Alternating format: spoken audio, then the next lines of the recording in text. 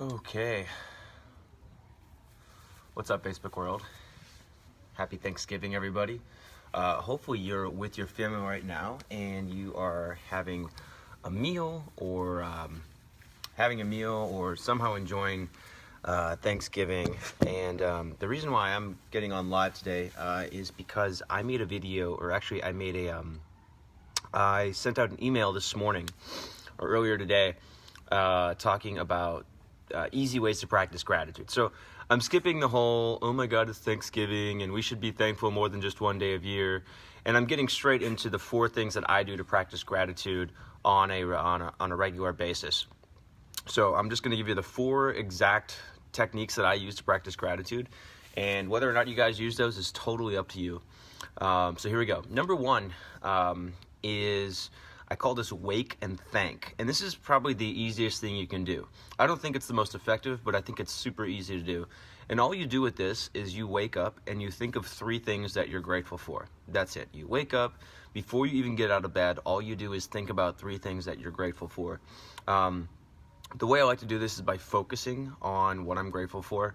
So I don't let my mind wander. I focus on what it is, and I let my mind kind of just talk about that one thing as much as possible. So I don't have to, if it's natural and it's easy to think about, and I want to go on and think like, okay, well, I'm really grateful for my health because I'm able to get up and walk around, and I'm able to do the things that I physically want to do. So I can go on and on like that, but I don't force it. So that's number 1. It's just wake and thank. Number 2 is called the meditation finisher. And so what I mean by that is just by whenever you meditate, always finish your meditation with 3 things that you're grateful for. And again, that's super simple. So if you already meditate, this is a very easy practice to incorporate. Just when you're finished, just add 3 things that you're grateful for. Think about 3 things. And that's it.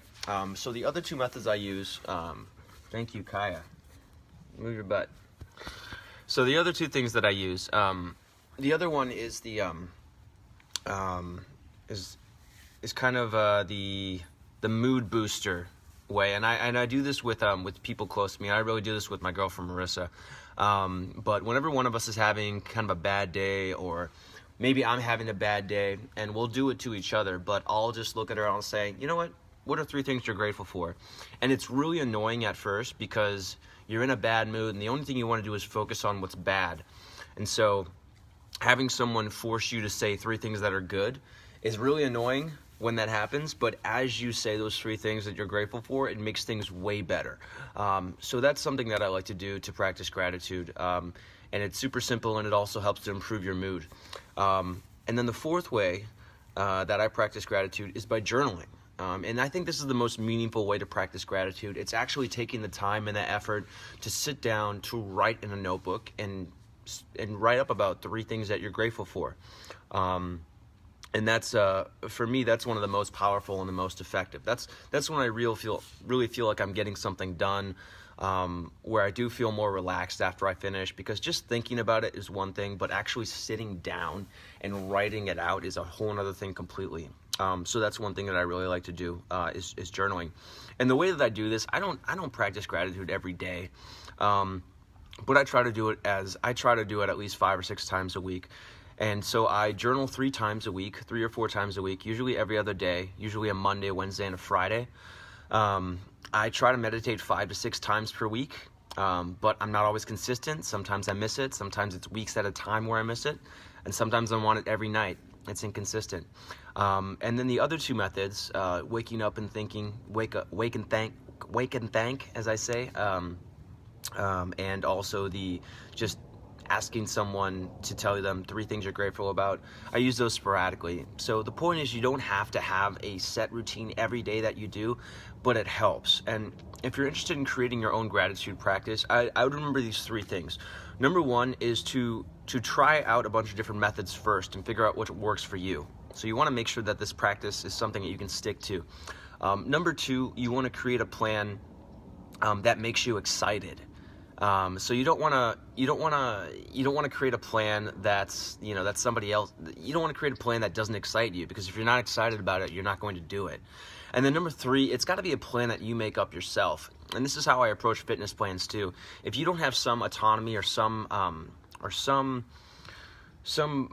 role in the creative process of creating your gratitude practice or your fitness routine or whatever it is, you're not going to follow through with it because you don't feel invested in it. So the number 3 to creating your own practice, gratitude practice, is making it yourself and making it your own. And then I want to share my 3 things that I'm grateful for today, just so you can kind of see what it looks like. So the number 1 thing that I'm grateful for today is the birth of my niece. So my sister's been trying to have a baby for a very long time. She's in her late 30s, and she's been trying to have a baby for a long time. She hasn't always been successful, and I don't know if she cares that I'm sharing this right now, but she has had some misfortune, and she finally had her first child earlier this week. Happy baby, healthy baby girl. Good weight, born on time, not early, right on time, and my whole family is there right now. My whole family is in DC right now, and being with her, and I'm very happy for her.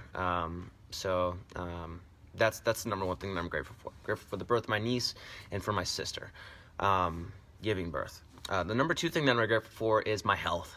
And in some variation or some shape or form, this is usually what I give gratitude for.